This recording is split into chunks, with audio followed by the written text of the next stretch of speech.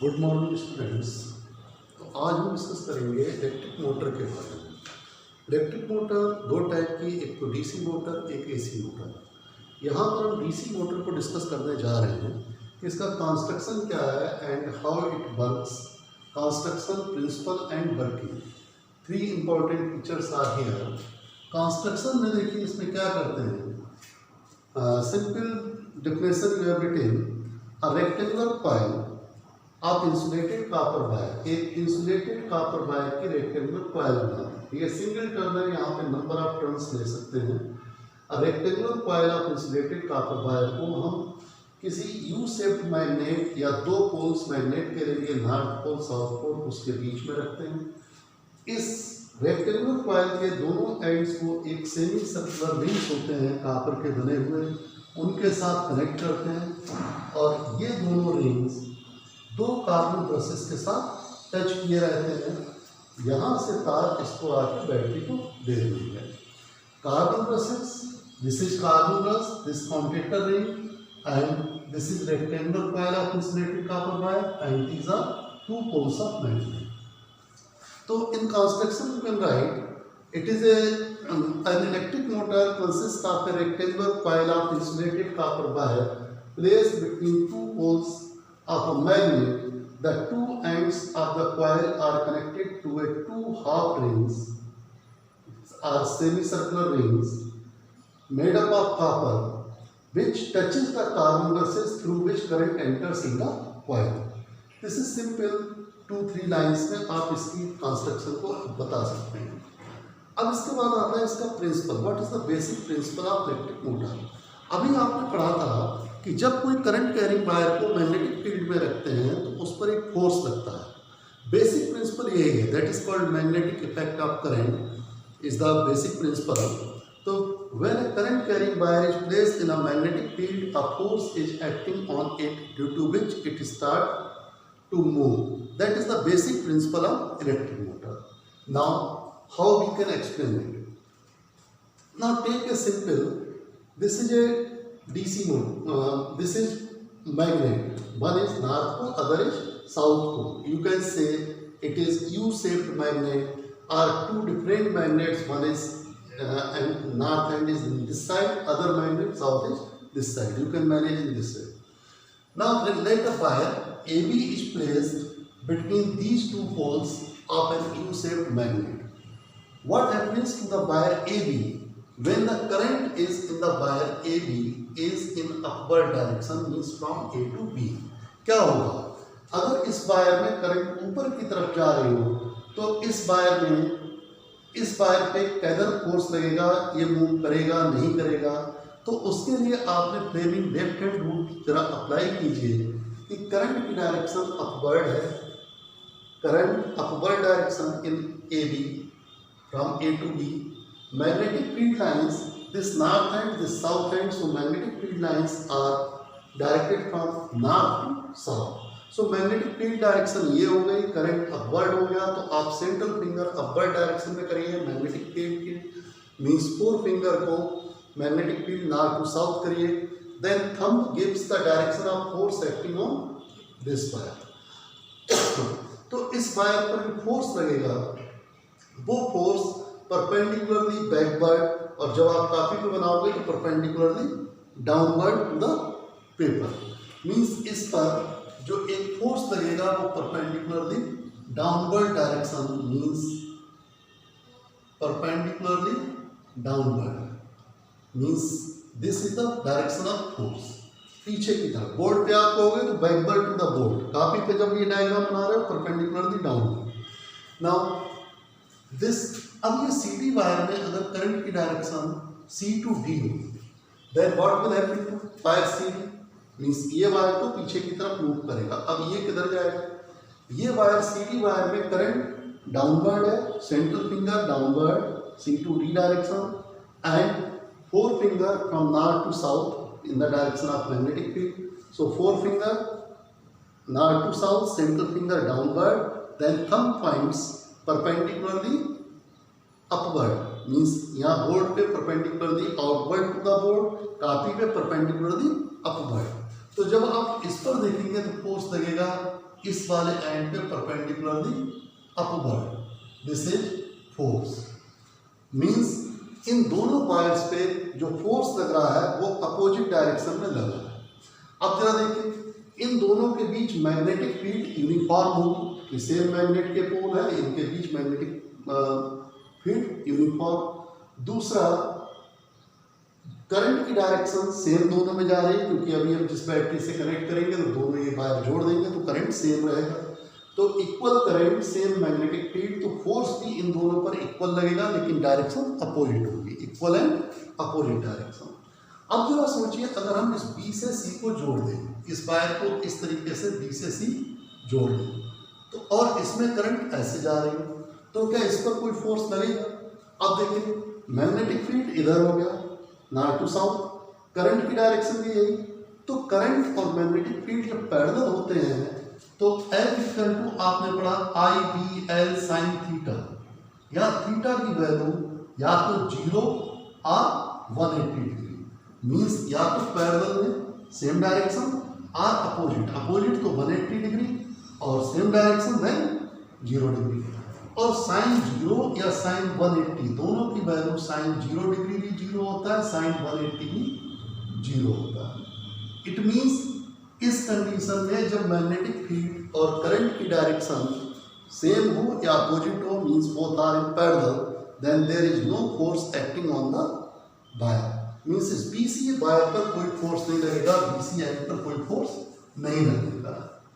अब ऐसे ही अगर हम इसको नीचे से ये भी ज्वाइन कर लें तो इस पर डी टू ए कोई फोर्स नहीं लगेगा, मीन्स इस पर डाउनवर्ड और इस पर अपवर्ड फोर्स लगेगा, लेकिन बीसी और एडी पर कोई फोर्स नहीं लगने का।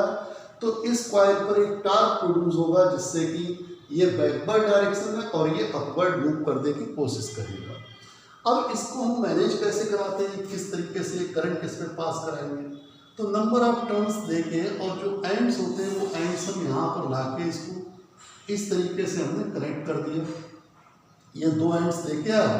अब आप सोचिए, आप सोच रहे होंगे यहाँ सर बैटरी लगा देंगे और बैटरी लगाने के बाद ये पॉजिटिव निगेटिव टर्मिनल से कनेक्ट कर दिया, हो गई करंट की डायरेक्शन। लेकिन जब ऐसा करोगे तो इस कंडीशन में क्या होगा, जब ये मूव करेगा तो मूव करते समय पहले तो इस तरीके से ये वायर आ रहा है, देखिए मैं इसको ऐसे समझाता हूँ। ये कॉइल इधर वाला एंड ए बी है, ये सी डी है।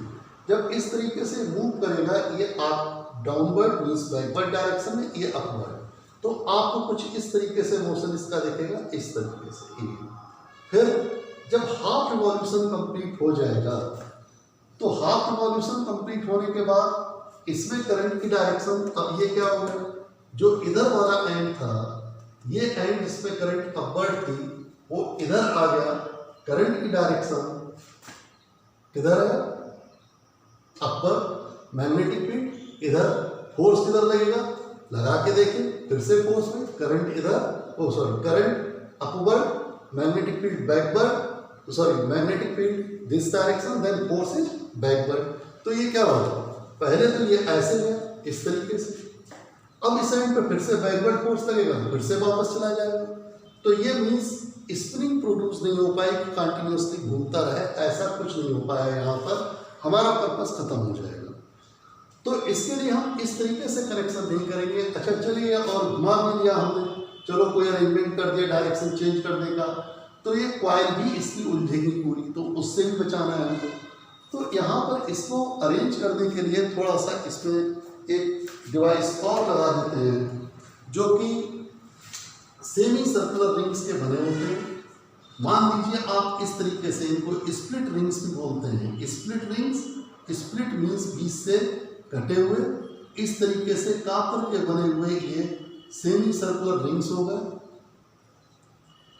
जो इसके एंड से कनेक्ट है। These two ends are connected। अब क्या होगा, आपने यहां से इनको कनेक्ट कर दिया। बोले क्यों किया कनेक्ट, बोले हाफ रिवॉल्यूशन के बाद डायरेक्शन रिवर्स हो जाएगी, वायरिंग तो तब भी, इसमें तार तो तब भी उलझेंगे, तो थोड़ा सा एक डिवाइस और लगाते हैं। ये तो इसके साथ कनेक्ट कर दिए, मीन्स ज्वाइन है, और इसके साथ carbon brushes, graphite is good conductor of electricity. और तो ग्रेफाइट की रॉड्स होती हैं जिनके साथ इसको टच करा दिया, ये कॉम्यूटेटर रिंग्स, जिनको हम बोल रहे हैं कॉम्यूटेटर रिंग्स और स्प्लिट रिंग्स, ये टच कर रहे होते हैं किसको? कार्बन बसेस को। दिस इज कार्बन बस। तो कार्बन बस एक तरफ से तो कॉम्यूटेटर रिंग को टच कर रहा है, दूसरी तरफ से कनेक्ट किए हुए हैं किसके साथ? स्विच और ये बैटरी से। तो इसका काम ये होगा कि करंट को सेंड करना। Carbon brushes sends the current to the coil. यहां से ऐसे ही ये कनेक्ट होके ये आएगा। अब इससे क्या फर्क पड़ेगा? इस तरीके से अब जरा सोचिए, जब ये 1/4 रिवॉल्यूशन, अब ये अपनी जगह पर फिक्स रहेंगे, ये कॉम्यूटेटर रिंग्स मूव करेंगे बस। तो जब ये 1/4 रिवॉल्यूशन इसका कंप्लीट होगा इस तरीके से, ये आपका AB आर्म, ये CD, जब ये 1/4 रिवॉल्यूशन कंप्लीट हुआ ऐसे, तो अब आप ये भी कह सकते हो कि ये वाली आर्म जो है BC और ये आर्म AD, ये आर्म अब तो परपेंडिकुलर हो गए। पहले परपेंडिकुलर नहीं, पैरेलल थे तो इन पर कोई फोर्स नहीं लग रहा था, लेकिन अब तो परपेंडिकुलर हो गए, तो अब तो इन पे फोर्स लगने लगना चाहिए। लेकिन इन पे फोर्स तो लगेगा, बिल्कुल सही, लेकिन उस फोर्स का इस कॉइल के मोशन पे कोई फर्क नहीं पड़ने का रीजन उसका ये है कि जब ये परपेंडिकुलर हो जाएगा, करंट की डायरेक्शन इधर हो गई आपकी तरफ, इधर मैग्नेटिक फील्ड इस साइड में, तो इस आर्म पर फोर्स किधर लगेगा? ऊपर की तरफ। और नीचे वाली पे क्या होगा? करंट की डायरेक्शन नीचे, आप इस आर्म पे देखेंगे तो इस साइड से ऐसे, यही तो हुआ डाउनवर्ड। तो इस कंडीशन में आप देखेंगे कि इस पर फोर्स किधर लगेगा। अब फिर देखिए करंट किधर हुआ? इस तरफ, मेरी तरफ मैग्नेटिक फील्ड, आपकी तरफ करंट, इन दिस पे करंट मैग्नेटिक फील्ड। तो इस पर फोर्स देखेंगे, इस पर आपको लग रहा था ऊपर की तरफ, इस पर फोर्स डाउनवर्ड है। Magnetic field, current in this पे हो जाएगा। करंट देखिए ये परपेंडिकुलर जब आ जाएगी तो करंट इस तरीके से आएगा, तो current downward, backward to the board, this finger in the direction of magnetic field, thumb is downward. तो इस पर फोर्स इधर लगेगा, इस पर फोर्स ऊपर की तरफ। लेकिन इससे कोई मोशन में कॉइल ना ऊपर जानी ना नीचे, क्योंकि दोनों बराबर फोर्स होंगे। बस ये होगा कि इस कॉइल को खींचने की कोशिश करेंगे तो कॉइल इतनी ये हार्ड बाउंड होती है कोर मटेरियल के साथ कि ये खींच नहीं सकती, तो मोशन पे इस फोर्स का कोई फर्क नहीं पड़ना है। इसलिए BC और AD आर्म के फोर्स का कोई फर्क नहीं पड़ेगा, ये आप ध्यान रखिए।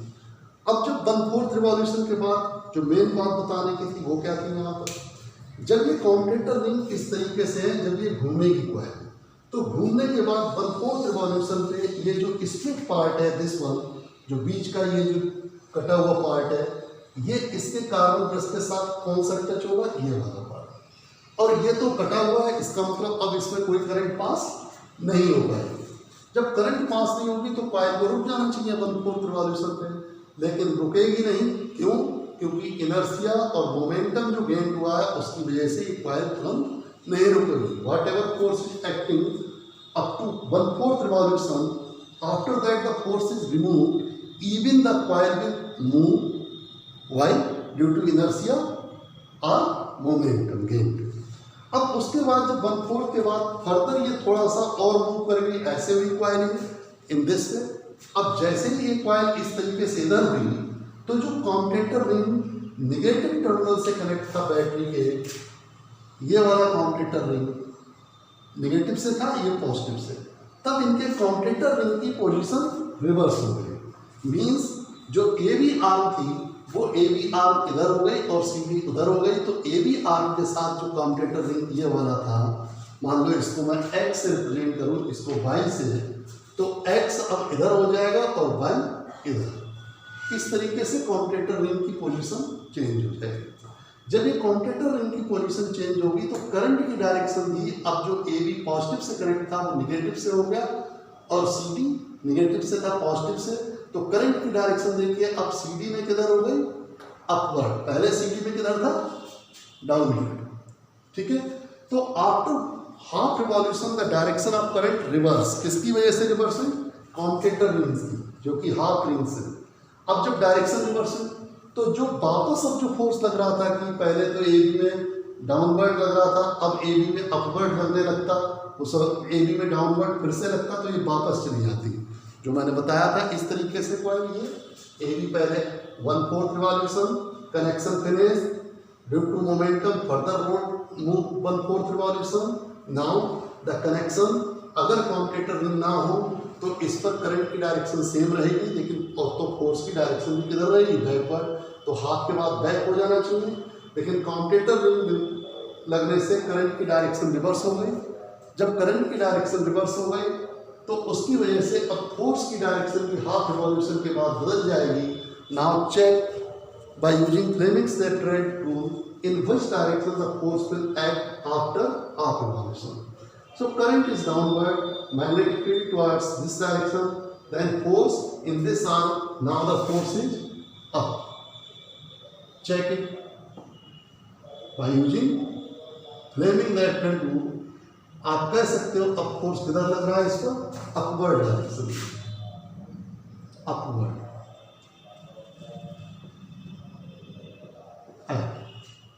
देखिए फिर से देखिए एक बार, current B to A, magnetic field north to south, force towards you.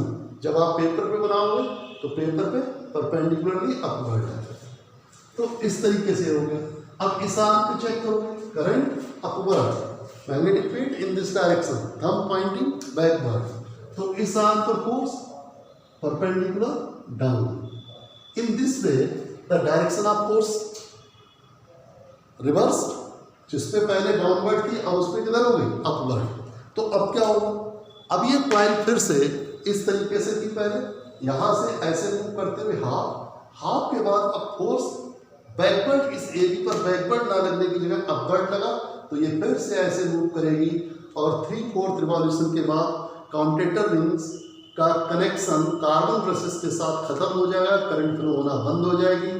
लेकिन इनर्शिया और मोमेंटम दोनों के कंबाइंड इफेक्ट की वजह से ये फिर से मूव करेगा और फिर 1/4 रिवॉल्यूशन और लेके अब ये कंप्लीट 1 रिवॉल्यूशन हो गया, और इस तरीके से अब फिर से ये इस पोजीशन में आ जाएगी। फिर ये इस पर बैकवर्ड फोर्स, इस तरीके से ये लगातार स्पिन अपने एक्सिस पे करती रहेगी। तो मीन्स इस कॉइल का रोटेटरी मोशन आपने गेन कर लिया, और इस रोटेटरी मोशन को हम इलेक्ट्रिक मोटर बनाने में यूज किया। Means now electric energy is converted into mechanical energy. Motor क्या है? Electric motor, a device which convert electric energy into mechanical energy. तो इस तरीके से ये मोटर बन गया। इनके डिफरेंट उसके फंक्शंस, ये तो करंट को की कॉइल है, सोलेनॉइड आप कह सकते हो, ठीक, आर्मेचर भी बोलते हैं, ये मैग्नेट हो गया, कॉम्यूटेटर रिंग्स हो गए, कार्बन ब्रश हो गए जिनके थ्रू करंट एंटर करता है, बैटरी की को आप क्लोज करोगे तो करंट पास करा देंगे। This is the construction, principle and working of electric motor. Notes already given to you in PDF file. So this is explanation of electric motor.